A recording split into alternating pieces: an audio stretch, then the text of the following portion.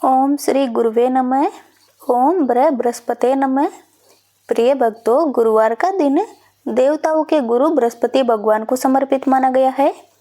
जो मनुष्य श्रद्धा और विश्वास के साथ इस दिन व्रत पूजन और कथा का श्रवण करता है, उसके जीवन के कष्ट धीरे धीरे दूर होने लगते हैं और घर में सुख शांति तथा समृद्धि का वास होता है।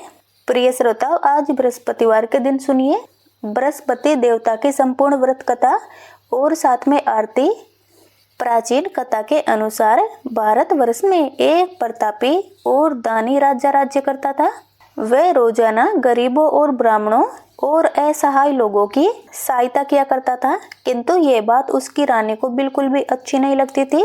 वह ना तो किसी गरीब को दान देती थी और ना ही भगवान का पूजन करती और राजा से भी दान देने से मना करती थी। एक दिन की बात है, राजा तो अपने सैनिकों के साथ शिकार खेलने वन को चले गए थे। तभी रानी और दासी महल में अकेली थी। उसी समय बृहस्पति देव भगवान साधु के वेश में राजा के महल में भिक्षा लेने के लिए गए और उन्होंने रानी से भिक्षा मांगी, तो रानी ने उन्हें भिक्षा देने से इनकार कर दिया और कहने लगी, ए साधु महात्मा, मैं तो इस दान पुण्य से तंग आ गई हूँ। मेरा पति सारा धन लोगों में लुटाते रहता है। मेरी इच्छा है कि हमारा सारा धन नष्ट हो जाए, फिर ना रहेगा बांस और ना बजेगी बांसुरी। साधु ने कहा, देवी, तुम तो बड़ी विचित्र हो। धन और संतान तो सभी लोग चाहते हैं, लक्ष्मी और पुत्र तो पापी के घर में भी होना ही चाहिए। और यदि तुम्हारे पास अधिक धन है तो उस धन से भूखों को भोजन कराओ, प्यासों के लिए प्याऊ बनवाओ, और जो व्यक्ति निर्धन है उनकी कन्याओं का विवाह करवाओ, धर्मशालाएं खुलवाओ। ऐसे और कई काम है जिनके करने से तुम्हारा यश लोक और परलोक में फैलेगा। परंतु रानी पर बृहस्पति देव के उपदेश का कोई प्रभाव नहीं पड़ा। वे बोली, महाराज, आप मुझे कुछ ना समझाइए। मैं ऐसा धन नहीं चाहती जिसको जगह जगह में बांटते फिरूं। तब साधु ने उत्तर दिया कि देवी, अगर तुम्हारी ऐसी इच्छा है तो ऐसा ही होगा। और बृहस्पति देव तथास्तु कहकर बोले कि बृहस्पतिवार को घर लीपकर पीली मिट्टी से अपना सिर धोकर स्नान करना, बट्टी चढ़ाकर कपड़े धोना, घर की उस दिन सफाई ना करना। ऐसा करने से आपका सारा धन नष्ट हो जाएगा। इतना कहकर वे साधु महाराज वहां से अंतर्ध्यान हो गए और साधु के कहे अनुसार बातों को पूरा करते हुए रानी को केवल 3 बृहस्पतिवार ही बीते थे कि रानी की सारी धन संपत्ति नष्ट हो गई। अब तो भोजन के लिए भी राजा और रानी का परिवार तरसने लगा। तब एक दिन राजा ने अपनी रानी से बोला कि हे रानी, तुम यही रहो, मैं दूसरे देश को जाता हूँ, क्योंकि यहाँ तो मैं कोई भी छोटा काम नहीं कर सकता। यहाँ के सब लोग मुझे जानते हैं। रानी ने राजा को दूसरे देश जाने की अनुमति दे दी। ऐसा कहकर राजा परदेश चला गया। वहाँ वह जंगल से लकड़ी काट कर लाता और शहर में बेचता था। इसी तरह वह अपना जीवन व्यतीत करने लगा। इधर राजा के परदेश जाते ही रानी और दासी दुखी रहने लगी। एक बार जब रानी और दासी को 7 दिन तक बिना भोजन रहना पड़ा, तब रानी ने अपनी दासी से कहा कि हे दासी, देखो, हमें भोजन किए हुए 7 दिन हो गए हैं। तो पास के ही नगर में मेरी बड़ी बहन रहती है, वह बड़ी धनवान है। तो उसके पास जा और कुछ लेकर आ, ताकि थोड़े बहुत दिन खाने का गुजारा हो सके। दासी रानी की बहन के पास गई। उस दिन गुरुवार का व्रत था और रानी की बहन उस समय बृहस्पतिवार की व्रत कथा सुन रही थी।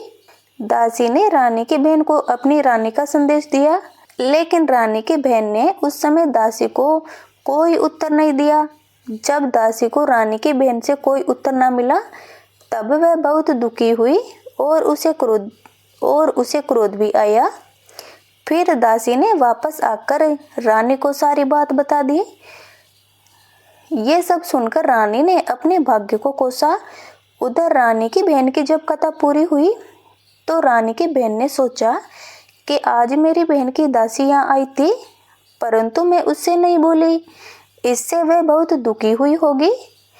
फिर वह कथा सुनकर और पूजन समाप्त करके वह अपनी बहन के घर आई और कहने लगी, हे बहन, आज बृहस्पतिवार था और मैं बृहस्पतिवार की कथा कर रही थी।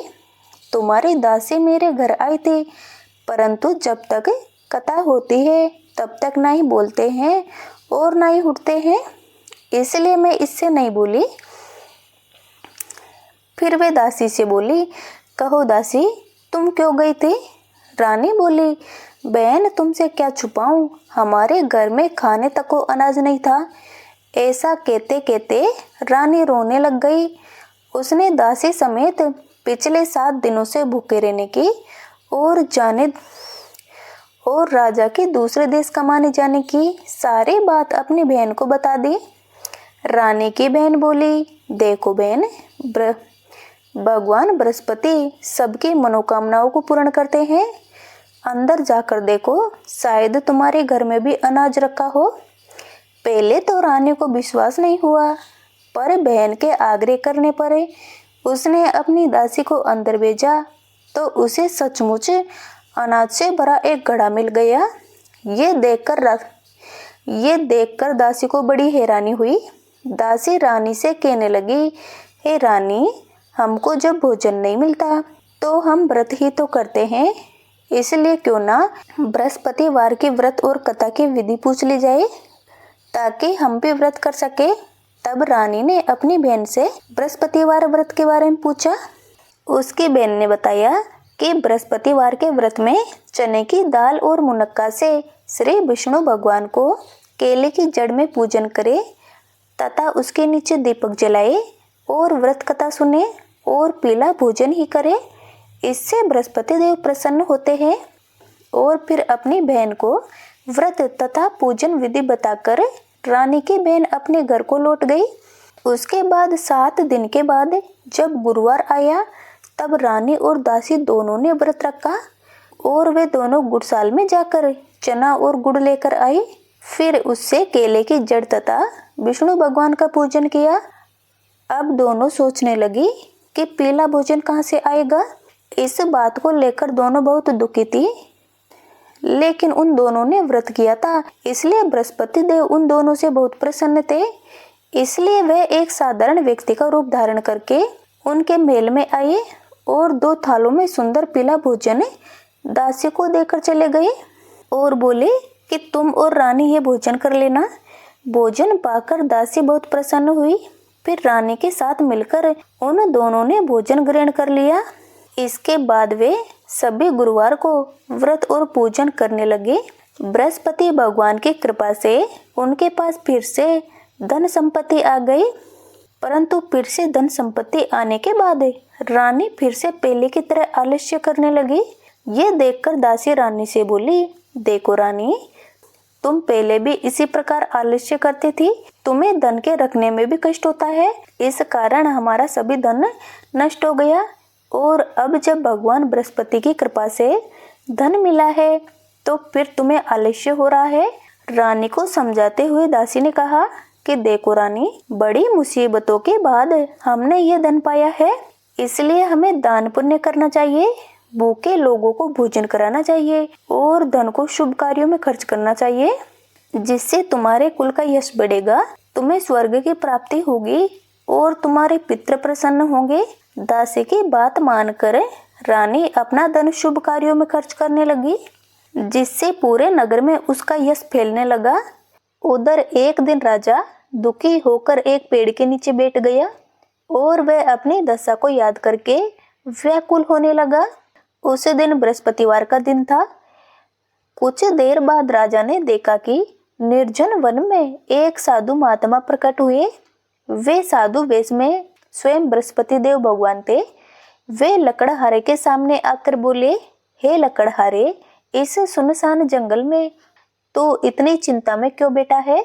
तुझे क्या दुख है? लकड़हारे ने दोनों हाथ जोड़कर प्रणाम किया और उत्तर दिया, हे साधु महात्मा, आप तो सब कुछ जानते हैं, मैं और क्या कहूँ। ऐसा कहकर राजा रोने लगा और साधु को अपनी सारी बात बताई। साधु जी ने कहा कि तुम्हारी पत्नी ने बृहस्पतिवार के दिन बृहस्पति भगवान का निरादर किया है, जिसके कारण रुष्ट होकर उन्होंने तुम्हारी ये दशा कर दी है। लेकिन अब तुम चिंता मत करो, जैसा मैं कहता हूँ वैसा करो, तुम्हारे सब कष्ट दूर हो जाएंगे और भगवान तुम्हें पहले से भी अधिक धन संपत्ति देंगे। तुम बृहस्पतिवार के दिन कथा किया करो। 2 पैसे के चने मुनक्का लाकर उसका प्रसाद बनाओ और शुद्ध जल से लोटे में शक्कर मिलाकर अमृत तैयार करो। कथा के पश्चात अपने सारे परिवारजनों को और सुनने वाले प्रेमियों में अमृत व प्रसाद को बांटकर खुद भी ग्रहण करो। ऐसा करने से भगवान तुम्हारी सारी मनोकामनाएं पूर्ण करेंगे। साधु के ऐसे वचन सुनकर लकड़हारा बोला, हे भगवान, मुझे लकड़ी बेचकर इतना पैसा नहीं मिलता जिससे मैं भोजन भी कर सकूं और कुछ बचा भी सकूं। मैंने आज रात्रि में सौपन में अपनी पत्नी को व्याकुल देखा है और भगवान, मेरे पास कुछ भी नहीं है जिससे मैं अपनी पत्नी की खबर मंगा सकूं, और फिर मुझे तो बृहस्पति देव भगवान की कथा भी नहीं पता। साधु ने कहा, हे लकड़हारे, तुम किसी बात की चिंता मत करो। बृहस्पतिवार के दिन तुम रोजाना की तरह लकड़ियां लेकर शहर को जाओ। तुमको रोजाना से दुगना धन प्राप्त होगा, जिससे तुम भली भांति भोजन भी कर लोगे और बृहस्पति देव की पूजा भी हो जाएगी और बृहस्पति देव भगवान की पूजा का सारा सामान भी आ जाएगा। और बृहस्पति देव की कथा इस प्रकार से है, तुम ध्यान लगाकर सुनो। प्राचीन काल में एक ब्राह्मण रहता था। वह बहुत निर्धन था, उसकी कोई संतान भी नहीं थी। उसकी स्त्री बहुत मलिनता और गंदगी के साथ रहती थी। वह स्नान भी नहीं करती थी, किसी देवता का पूजन भी नहीं किया करती थी। इससे ब्राह्मण देवता बड़े दुखी रहते थे। बेचारे बहुत कुछ कहते थे, किंतु उसकी पत्नी पर उसका कोई फर्क नहीं पड़ता था। भगवान की कृपा से ब्राह्मण की पत्नी ने कन्या रूपी रतन को जन्म दिया। वह कन्या बड़ी होने पर प्रातःकाल उठती, स्नान करती, श्री विष्णु भगवान का जाप और बृहस्पति भगवान का व्रत करने लगी। अपने पूजा पाठ को समाप्त करके वे विद्यालय जाती तो अपनी मुट्ठी में जौ भरकर ले जाती और विद्यालय के मार्ग में डालती जाती। तब ये जो सोने के हो जाते तो लौटते समय उनको बीनकर अपने घर ले आती। एक दिन वे बालिका सूप में उस सोने के जौ को फटक फटक कर साफ कर रही थी कि उसकी माता ने देख लिया और कहा, हे बेटी, सोने के जौ के लिए तो सोने का ही सूप होना चाहिए। दूसरे दिन बृहस्पतिवार था तो कन्या ने व्रत रखा था और उसने बृहस्पति देव भगवान से प्रार्थना करके कहा कि हे बृहस्पति भगवान, मैंने आपकी पूजा अगर सच्चे मन से की है तो मेरे लिए सोने का सूप दे दो। बृहस्पति देव ने उसकी प्रार्थना को स्वीकार कर लिया। फिर रोजाना की तरह वह कन्या जौ फैलाती हुई पाठशाला जाने लगी। जब वह लौटकर आ रही थी तो बृहस्पति देव की कृपा से उसे सोने का सूप मिल गया। उसे वह घर ले आई और उसमें जौ साफ करने लगी, परंतु उसकी माँ का वही ढंग रहा। एक दिन की बात है, वह कन्या सोने के सूप में जौ साफ कर रही थी। उस समय उस शहर का राजकुमार वहां से होकर निकल रहा था। उसने उस कन्या को यह कार्य करते देख लिया और वह उसको देखकर मोहित हो गया और अपने घर आकर भोजन जल त्याग कर उदास होकर लेट गया।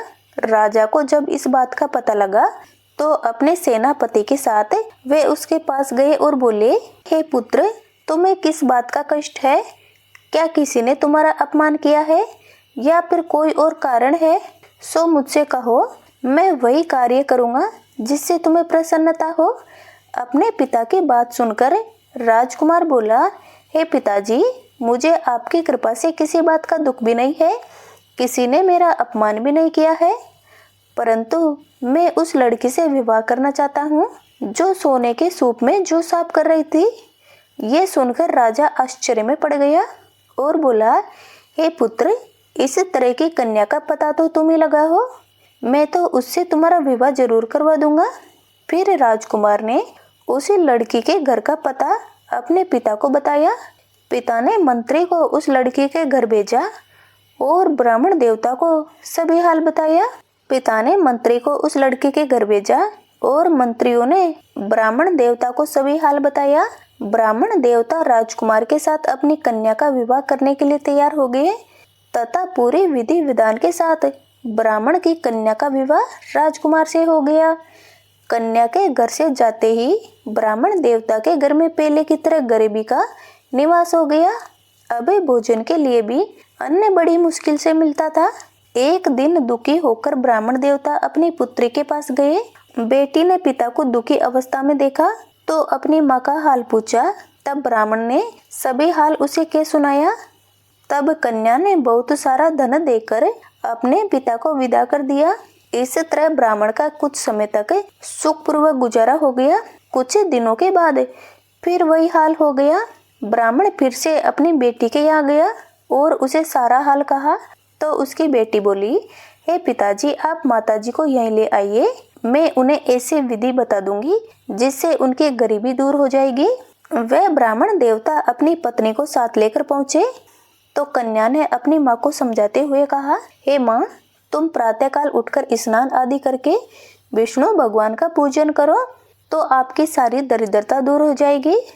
परंतु उसकी माँ ने अपनी बेटे की एक भी बात नहीं मानी और प्रातःकाल उठकर अपनी पुत्री और उसके बच्चों की जूठन को खा लिया। इससे उसकी पुत्री को उस पर बहुत गुस्सा आया। उसने एक रात एक कोठरी से सारा सामान निकाल दिया और उसमें अपनी माँ को बंद कर दिया। प्रातः उसमें से उसको निकालकर स्नान आदि करा के पूजा पाठ करवाया। ऐसा करने पर उसके माँ की बुद्धि भी ठीक हो गई। इसके बाद वह नियम से पूजा पाठ करने लगी और प्रत्येक बृहस्पतिवार को व्रत रखने लगी। इस व्रत के प्रभाव से उसके माता और पिता बहुत ही धनवान और पुत्रवान हो गए और बृहस्पति देवता के प्रभाव से इस लोक के सुख को भोग कर अंत में स्वर्ग को प्राप्त हुए। इस तरह कहानी कहकर वे साधु देवता वही जंगल में अंतर्ध्यान हो गए। धीरे धीरे समय बीतने लगा। फिर वही बृहस्पतिवार का दिन आया। लकड़हारा जंगल से लकड़ी काटकर किसी बड़े शहर में बेचने गया। उसे उस दिन और दिन से अधिक पैसा मिला। राजा ने उनसे चना गुड़ आदि लाकर गुरुवार का व्रत किया। उस दिन से उसके सभी क्लेश दूर हुए। परंतु जब दूसरा गुरुवार आया तो राजा बृहस्पतिवार का व्रत करना ही भूल गया। इस कारण बृहस्पति देव उससे नाराज हो गए। उस दिन जब नगर के राजा ने विशाल यज्ञ का आयोजन किया तब उसने घोषणा करा दी कि कोई भी मनुष्य अपने घर में भोजन न बनाएगा और न ही आग जलाएगा। पूरी जनता को मेरे यहाँ भोजन करने आना है और जो भी इस आज्ञा को नहीं मानेगा उसे फांसी की सजा दी जाएगी। इस तरह की घोषणा पूरे नगर में करवा दी। राजा की आज्ञा के अनुसार शहर के सभी लोग भोजन करने गए, लेकिन लकड़हारा कुछ देर से पहुंचा। इसीलिए राजा उसको अपने साथ लेकर अपने घर गए और ले जाकर भोजन करा रहे थे। तभी रानी की दृष्टि उस खूंटी पर पड़ी जिस पर उसका हार लटका हुआ था। जब हार वहां दिखाई नहीं दिया तो रानी ने सोचा कि मेरा हार इसी ने चुराया है। उसी समय सिपाहियों को बुलाकर उसको कारागार में डलवा दिया। जब लकड़हारा कारागार में पड़ गया तो वह बहुत दुखी होकर विचार करने लगा, ना जाने कौन से पूर्व जन्म के कर्म से मुझे ये दुख प्राप्त हुआ है। और वह उसी साधु को याद करने लगा जो उसे जंगल में मिला था। उसी समय बृहस्पति देव साधु के रूप में प्रकट हुए और उसकी दशा को देखकर कहने लगे, अरे मूर्ख, तूने बृहस्पति देव की कथा नहीं करी, इस कारण तुझे दुख प्राप्त हुआ है। लेकिन अब चिंता मत कर, बृहस्पतिवार के दिन कारागार के दरवाजे पर तुझे 4 पैसे पड़े मिलेंगे। उनसे तू बृहस्पति देव की पूजा करना तो तेरे सभी कष्ट दूर हो जाएंगे। बृहस्पतिवार के दिन उसे 4 पैसे मिले। लकड़हारे ने कथा कही। उसी रात्रि को बृहस्पति देव ने उस नगर के राजा को सपन में कहा, राजा, तुमने जिस आदमी को कारागार में बंद कर दिया है वे निर्दोष है, वे राजा है, उसे छोड़ देना। और रानी का हार उसे खूंटी पर लटका है और अगर तूने ऐसा नहीं किया तो मैं तेरे राज्य को नष्ट कर दूंगा। इस तरह रात्रि के सपन को देखकर राजा प्रातःकाल उठा तो खूंटी पर हार देखकर लकड़हारे को बुलाकर क्षमा मांगी और लकड़हारे को योग्य सुंदर वस्त्र आभूषण देकर विदा कर दिया। बृहस्पति देव की आज्ञा के अनुसार लकड़हारा अपने नगर को चल दिया। राजा जब नगर के निकट पहुंचा तब उसने देखा कि नगर में पहले से अधिक बाग, तालाब, कुएं, धर्मशालाएं, मंदिर आदि बने हुए हैं। ये सब देखकर राजा ने पूछा कि ये बाग और मंदिर ये सब किसके हैं। तब नगर के सब लोग कहने लगे, ये सब तो रानी और दासी के हैं। तब राजा को बड़ा आश्चर्य हुआ और उसे थोड़ा गुस्सा भी आया। उधर जब रानी ने यह खबर सुनी कि राजा आ रहे हैं, तब उन्होंने दासी से कहा, हे दासी, देख राजा हमको कितनी बुरी हालत में छोड़ के गए थे। हमारी ऐसी हालत देखकर कहीं राजा वापस न लौट जाए, इसलिए तू दरवाजे पर खड़ी हो जा। आज्ञा के अनुसार दासी दरवाजे पर खड़ी हो गई। तब राजा आए तो उन्हें दासी अंदर ले आई। तब राजा ने क्रोध करके अपनी रानी से पूछा कि ये सब धन तुम्हें कैसे प्राप्त हुआ, तब रानी ने कहा, हमें ये सब धन बृहस्पति देव के व्रत के कारण प्राप्त हुआ है। अब तो राजा ने निश्चय किया कि 7 दिन में तो सभी बृहस्पति देव का पूजन करते हैं, परंतु मैं प्रतिदिन दिन में 3 बार कहानी और व्रत किया करूंगा। अब तो हर समय राजा के दुपट्टे में चने की दाल बंधी रहती और दिन में 3 बार कहानी कहते। एक दिन राजा ने विचार किया कि चलो अपनी बहन के यहाँ जा आते हैं। इस तरह निश्चय करके राजा घोड़े पर सवार होकर अपनी बहन के यहाँ चल दिए। मार्ग में उसने देखा कि कुछ आदमी एक मुर्दे को लिए जा रहे हैं। उन्हें रोककर राजा कहने लगा, अरे भाइयों, मेरे बृहस्पति देव की कथा सुन लो। वे बोले, लो, हमारा तो आदमी मर गया है और इसको कथा सुनाने की पड़ी है। परंतु कुछ आदमी बोले, अच्छा कहो, हम तुम्हारी कथा भी सुन लेंगे। राजा ने दाल निकाली और कथा कहने लगा। जब कथा आधी हुई तो मुर्दा हिलने लगा और जब कथा पूरी हो गई तब राम राम करके वे उठ खड़ा हुआ। आगे मार्ग में राजा को किसान खेत में हल चलाता हुआ मिला। तब राजा ने उसे देखकर बोला, अरे भाई, तुम मेरी बृहस्पतिवार की कथा सुन लो। किसान बोला, जब तक मैं तेरी कथा सुनूंगा तब तक 4 हरैया जोत लूंगा। जा अपनी कथा किसी और को सुनाना। इस तरह राजा आगे चलने लगा। राजा के चलते ही किसान के बैल पछाड़ खाकर गिर गए और किसान के पेट में बड़ी जोर से दर्द होने लगा। उसी समय उसकी माँ रोटी लेकर आई। उसने ये सब देखा तो अपने बेटे से पूछा और बेटे ने सभी हाल कह दिया। तब वह बुढ़िया दौड़ी दौड़ी उस घुड़सवार के पास गई और उससे बोली कि भाई, तेरी कथा मैं सुनूंगी, तो अपनी कथा मेरे खेत में चल कर कहना। राजा ने बुढ़िया के खेत पर जाकर कथा कही, जिससे सुनते ही वे बैल उठकर खड़े हो गए तथा किसान के पेट का दर्द भी बंद हो गया। फिर राजा अपनी बहन के घर पहुंचा। बहन ने भाई की खूब मेहमानी की। दूसरे दिन प्रातःकाल जब राजा उठा तो देखने लगा कि सब लोग भोजन कर रहे हैं। राजा ने अपनी बहन से कहा, हे बहन, ऐसा कोई मनुष्य है क्या जिसने भोजन नहीं किया हो और वे मेरे बृहस्पति देव की कथा सुन ले? तो बहन बोली, भैया, ये देश ऐसा ही है, यहाँ तो पहले भोजन करते हैं और बाद में अन्य कार्य करते हैं। अगर कोई पड़ोस में हो तो मैं देख के आती हूँ। ऐसा कहकर वे देखने चली गई, परंतु उसे कोई भी नहीं मिला जिसने भोजन नहीं किया हो। अंत में एक कुमार के घर गई जिसका लड़का बीमार था। उसे पता चला कि उसके यहाँ 3 दिन से किसी ने भोजन नहीं किया है।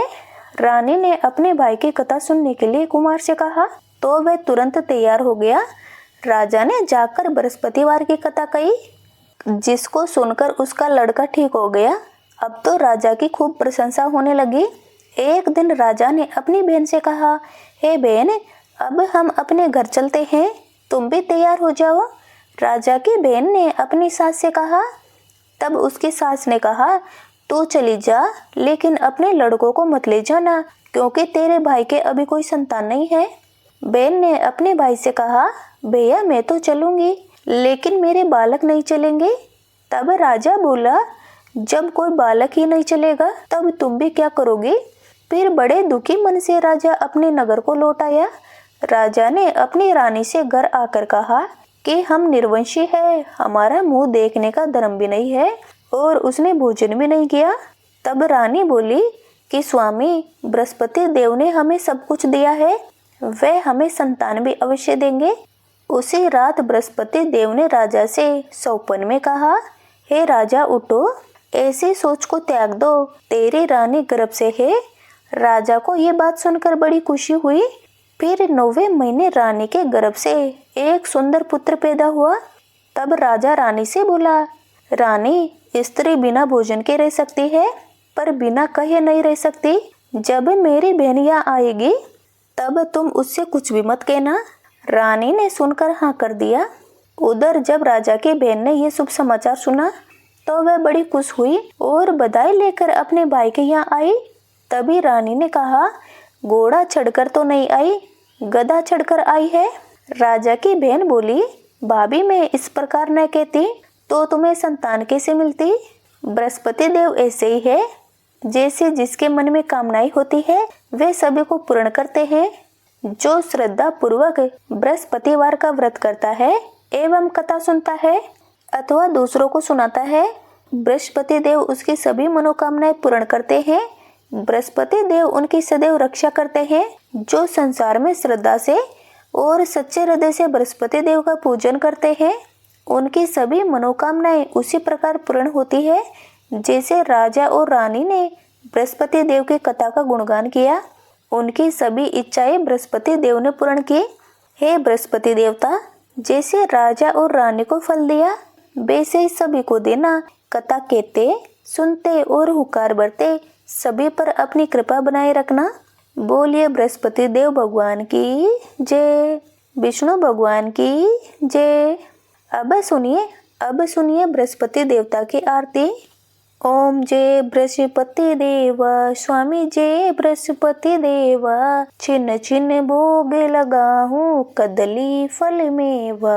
ओम जय बृहस्पति देवा, तुम पूर्ण परमात्मा, तुम अंतर्यामी, स्वामी तुम अंतर्यामी। जगत पिता जगदीश्वर, जगत पिता जगदीश्वर, तुम सबके स्वामी। ओम जय बृहस्पति देवा। चरणामृत निज निर्मल, सब पातक हरता, स्वामी सब पातक हरता। सकल मनोरथ दायक, सकल मनोरथ दायक, कृपा करो भरता। ओम जय बृहस्पति देवा। तन मन धन अर्पण कर जो जन शरण पड़े, स्वामी जो जन शरण पड़े। प्रभु प्रकट तब हो कर, प्रभु प्रकट तब हो कर, आकर द्वार खड़े। ओम जय बृहस्पति देवा। दीन दयाल दयानिधि, भक्तन हितकारी, स्वामी भक्तन हितकारी। पाप दोष सब हरता, पाप दोष सब हरता, भव बंधन हारी। ओम जय बृहस्पति देवा। सकल मनोरथ दायक, सब संशय तारो, स्वामी सब संशय तारो। विषय विकार मिटावो, विषय विकार मिटावो, संतन सुखकारी। ओम जय बृहस्पति देवा। जो कोई आरती तेरी प्रेम सहित गावे, स्वामी प्रेम सहित गावे। सब आनंद बंद सो निश्चय पावे। ओम जय बृहस्पति देवा, ओम जय बृहस्पति देवा, स्वामी जय बृहस्पति देवा। छिन्न छिन्न भोग लगाऊं कदली फल मेवा। ओम जय बृहस्पति देवा। बोलिए सभी बृहस्पति देव भगवान की जय।